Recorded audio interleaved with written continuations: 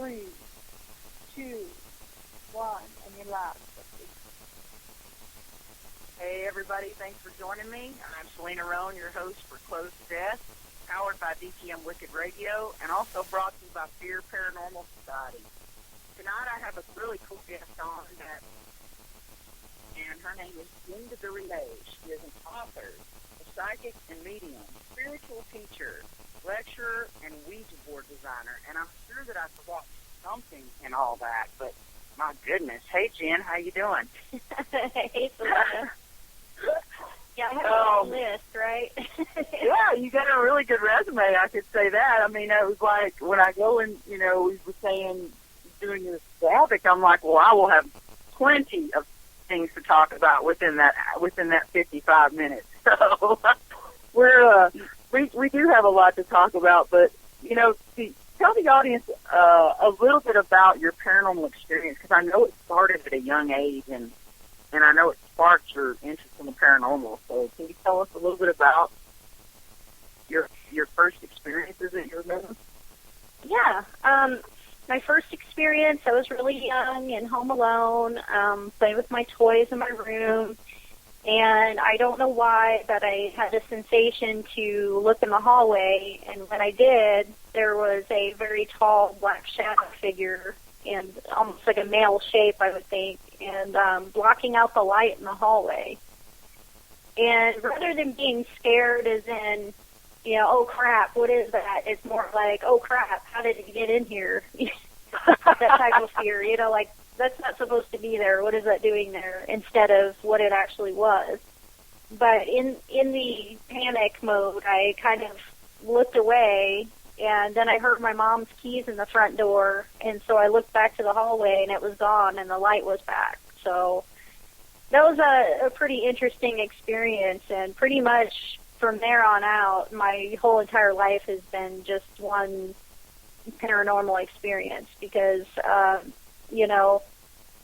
to me, the word paranormal isn't quite descriptive enough, because to me it's more normal than it is paranormal.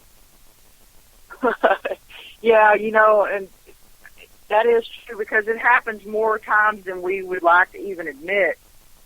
Because, people, like in your book, you were talking about how people look at you like you're nuts if you talk about these experiences to really a whole lot of people. There's only a few people that you can really trust to even speak to about these things, and sometimes it's not even your parents, luckily, right.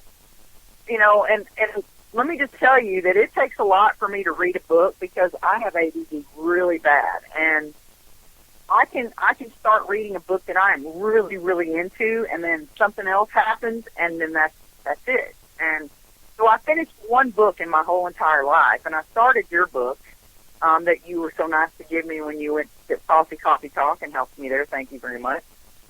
And I started reading it, and right away I was like, okay, Jen and I do have a lot more in common than I thought. I mean, you and your mom had kind of a relationship that my mom and I had. Very close, best friends. Pretty much, she was your everything. She is your hero.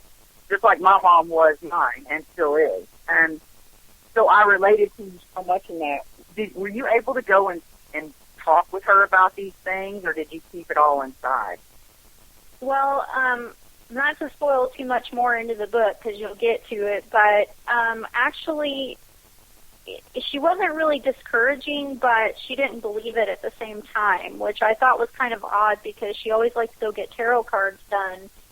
As far back as I can remember, she would drag me along, and, I would either wait in the lobby or I would go in with her, whatever it was. But when I would tell her the experiences I was having, she really kind of, well, that's probably just this, or that's probably just that. But she never did say, oh, it's your imagination. So she kind of didn't steer it one way or the other. She just sort of, went along and, okay, whatever, type of deal. Until basically into adulthood, and she finally moved into a house where she was having an experience, and she knows, just from what I've said throughout the years, that I might, would have some insight. So she called me and told me what was going on. And I was able to give her a full description of the people that were living there, exactly what they were doing, why they were there, and how to tell them to move on. And she went ahead and did that, and she never heard anything out of them again. So for me, maybe she believes you a little bit more. Yeah. Ever since then, anytime she has anything happening, she says, "What do you think this means?" And she does have one going on right now, actually. And I told her, that it's a young male, and he's a musician, and he likes music, and that's why he's always turning on the radio at 3:00 in the morning. So, yeah. Mom's having fun with the spirits, and thank God she has you to come to, because some people don't have that actual thing to do. They have to go out elsewhere, and she can at least trust you to know that you're not going to steer her wrong since you're her kid. But luckily my mom had abilities. My mom, as far back as I can remember, I have Native American Indian in my blood, and my great-great-grandmother was full-blood Cherokee, and supposedly her mom was a medicine woman.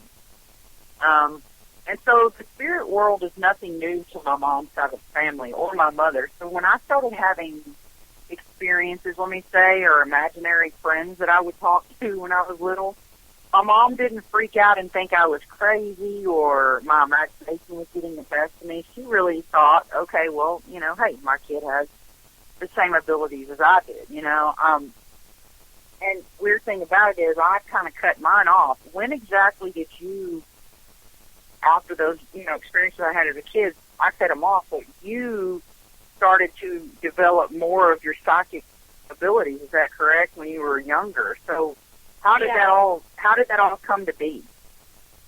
Well, how did you strengthen your abilities? I pretty much stayed open. I was accepting of what I was seeing and hearing because I knew it to be reality, whether anybody else believed me or not.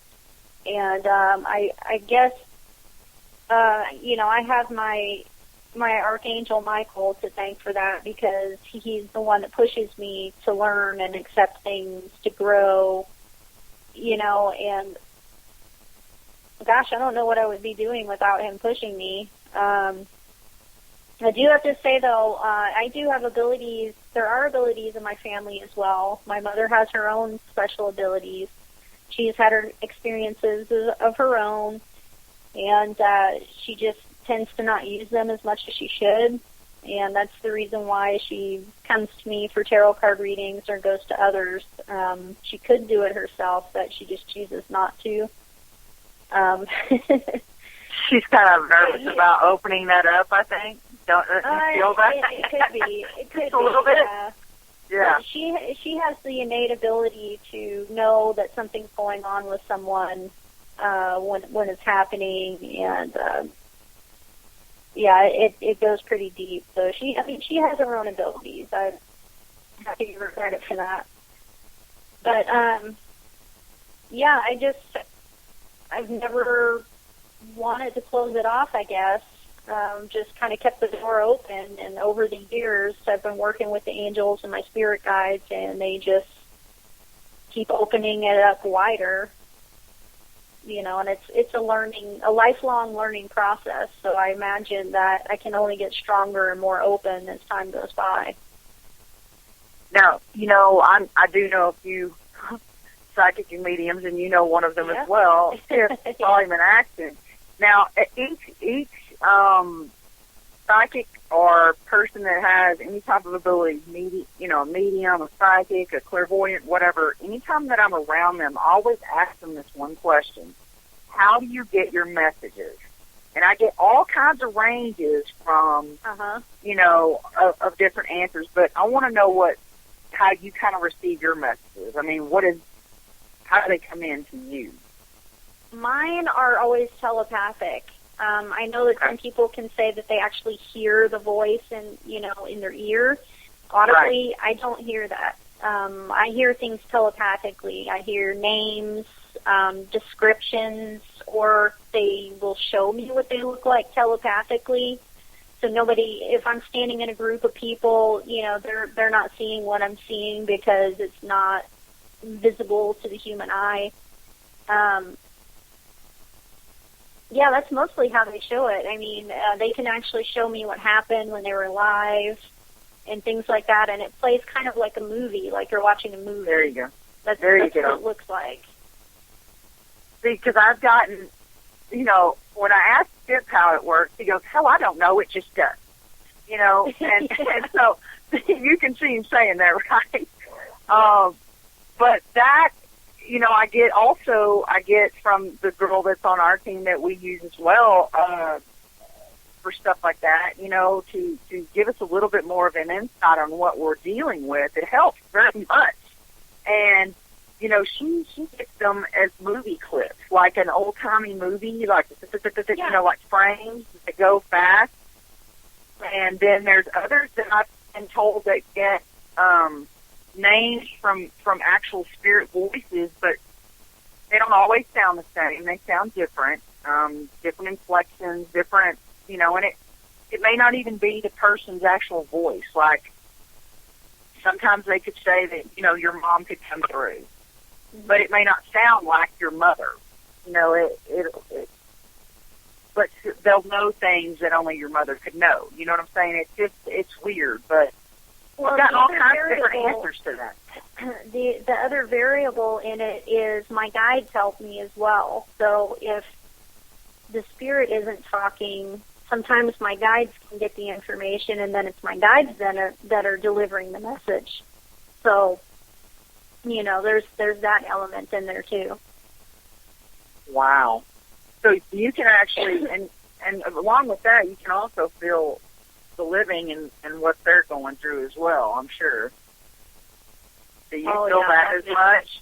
Oh yeah. See, that's what I'm strong with is feeling their emotions. The empath in me is the one that, you know, I can pick that up. Now I've yet to actually, maybe I've gotten messages, but I've ignored them because I didn't know that that's what they were. I don't know. Mm-hmm. But I have, in the recent year or so, been at a couple of locations where we were doing walkthroughs, and I've like, this name just comes to me. And I also asked one of the psychics I know, when they do, is it in the spirit's voice? And that's why I asked that, because I was getting this name, and it wasn't my, you know, thought process, like me talking, you know, in my head. Right. It was another voice, and it kind of wigged me out. And when I said it out loud, the guy, and I just blurted it out because I went, mine. Because it just kind of threw me off because I've never had it happen before. And the guy goes, why did you just say Mike? And I go, dude, if I really explained it, you wouldn't understand. It just came in my head just now, and I've never had that happen before. So it freaked me out, and I just repeated what it said. And he goes, okay, well, Mike died. He worked here, and he died on a motorcycle accident like a year ago or something. And I'm like, what? So it's like I'm starting to open up a little bit because I was so closed down from the traumatic dreams that I was having. I shut them down, and it's hard to open back up. It is hard to open up, yeah. It almost makes me feel like I've given a gift of God that He gave me back, and then He didn't want to give it back to me now, you know? It's kind of like, so it's cool. Maybe you can hold it for me for a minute or something. But no, I don't know that I want to see everything that some people see. Like Penny on my team, she does have sensitive abilities and you know, has shown things, and she's shown some pretty ugly things. Do they show you just as ugly of things? They do beautiful things? I mean, just whatever, they just show it to you, right? Yeah, they just show it to me. I mean, you know, I've seen, you know, like the family that was living in the house that my mom had called and asked about, the woman that kept coming and opening the doors and checking on the kids and things like that at night at a certain hour. And, well, what I could see was that they had a house on that land before, and it burned down, and they all died in the fire. Ah. So they were kind of doing almost a residual thing, but the thing of it that was weird was the mother was still cognitive of what was going on at the same time. She knew there were kids in the house, and so she was going and opening the door to check on them to see if they were okay for the night.